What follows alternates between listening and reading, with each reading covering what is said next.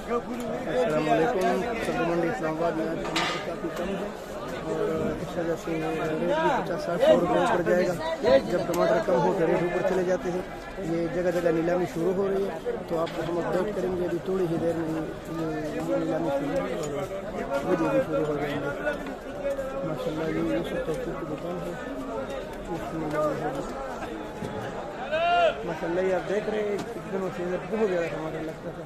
आज ग्राउंड खाली है तकरीबन। ये जो खड़े हैं आपके सामने बस यही टमाटर है और बाकी ये आपके सामने है।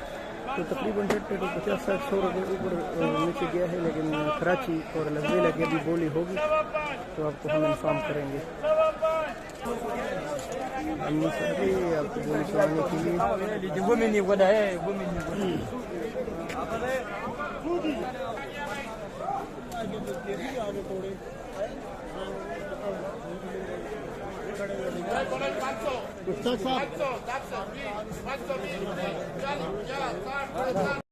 ओवरऑल लज़बेला के टमाटर बिके कोई 800, 900, 1000 और अच्छे टमाटर 1100 तक बिके और टट्टा के टमाटर जो है 600 से लेकर 800, 850 तक बिक गए।